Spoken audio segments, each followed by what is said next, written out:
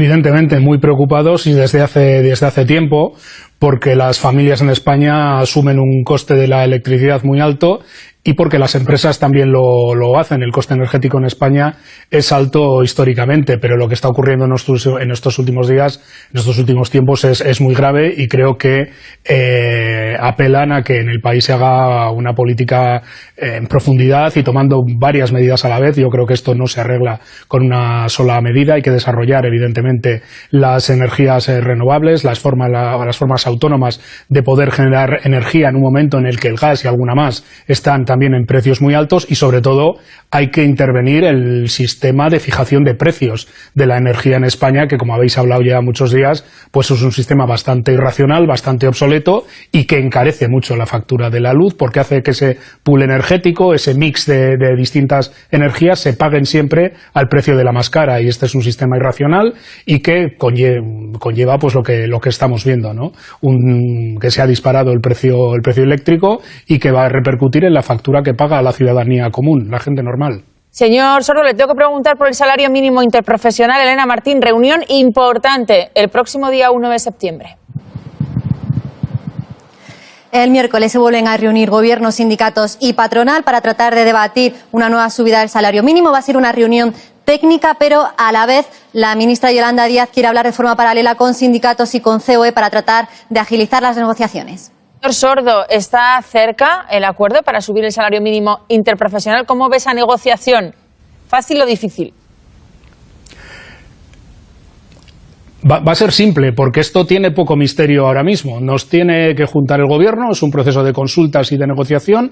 Las partes tendremos que poner una propuesta encima de la mesa. Estamos en septiembre, esto tenía que haberse resuelto en enero de este año, por tanto, aquí esto da para una reunión o dos. Nosotros lo que vamos a hacer es decir que en esta coyuntura, que en esta situación, con los precios subiendo al 3%, el salario mínimo interprofesional tiene que subirse en septiembre y tiene que subirse en unos términos que haga que la gente no pierda poder adquisitivo. Que los trabajadores y las trabajadoras que menos ganan, que ganan ese salario mínimo interprofesional, al menos mantengan este año 2021 el poder adquisitivo de su salario, y hablemos ya de la subida del año 2022, con la garantía o con la certeza, con la idea de dar certezas de que en lo que queda de legislatura se va a cumplir el compromiso que contrajo el Gobierno con la sociedad y con los propios sindicatos, que es que al final de la legislatura, el 1 de enero del año 2023, este salario mínimo interprofesional alcanza el 60% de la media salarial, es decir, en torno a los 1.050 euros. Por tanto, hay que pactar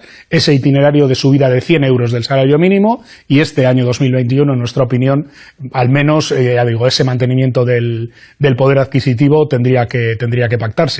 ¿Que pueda haber acuerdo? No lo sé, porque COE dice que no está de acuerdo con la subida del salario, lo cual, pues como posición de partida, no es muy halagüeña para pensar en un acuerdo, pero si no hay acuerdo, el Gobierno tiene que decretar inmediatamente, porque es que estamos ya en el mes de septiembre.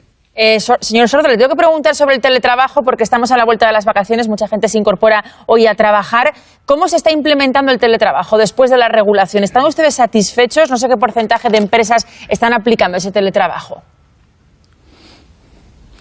Vamos a verlo ahora en septiembre, pero lo cierto es que ya antes de esta fecha, que es verdad que se espera que se acabe de definir, ¿no?, qué empresas siguen con el teletrabajo y cuáles vuelven a la presencialidad, ya ha habido una reducción importante de la utilización del teletrabajo, como hemos visto en las últimas encuestas sobre el empleo, sobre la población activa, ¿no? En la pandemia fue una necesidad para millones de personas, para cientos de miles de empresas, pero con el tiempo se ha ido corrigiendo esa utilización del teletrabajo. En mi opinión, con el tiempo esto va a quedar en menos del boom que se pensaba que iba a ser el teletrabajo, y creo que va a haber mucho teletrabajo mixto, es decir, la no presencialidad en general en los puestos de trabajo a mí no me parece tampoco muy útil para las empresas o para las organizaciones. El contacto entre los trabajadores y las trabajadoras también es importante, y creo que vamos a ir a un modelo mixto donde lo más importante es que aquellas personas que teletrabajen tengan garantizadas una serie de garantías, una serie de derechos,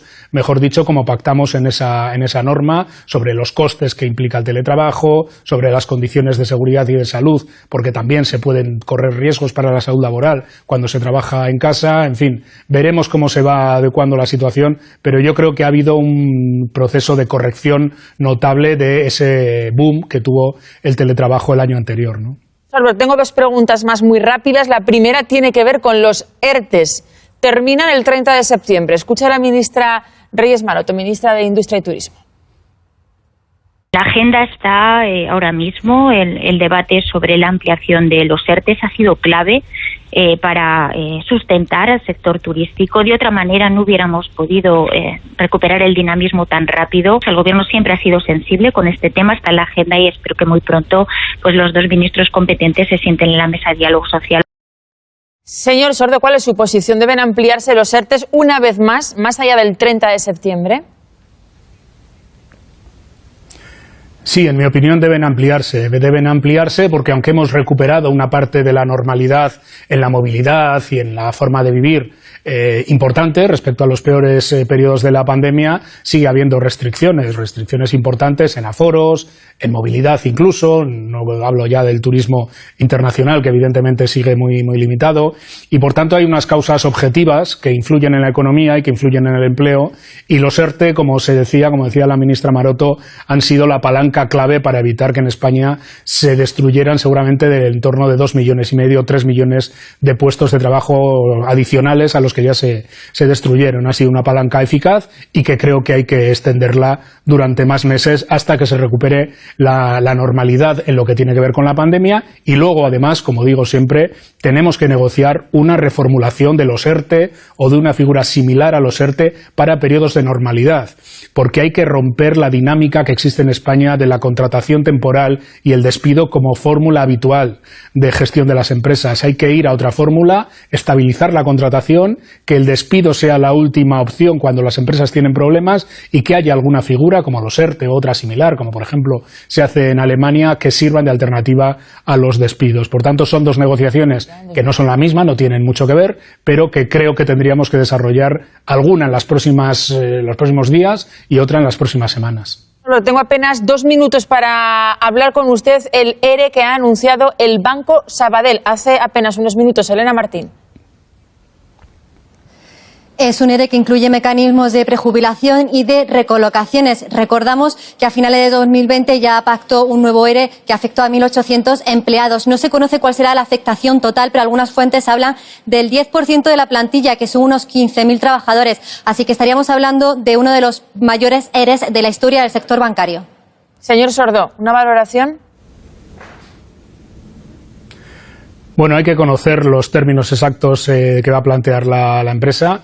Yo creo que en general el sistema financiero no está siendo corresponsable con el esfuerzo que hizo la sociedad española con rescatar nuestro sistema bancario en la anterior crisis y está utilizando de una forma abusiva los expedientes de regulación de empleo.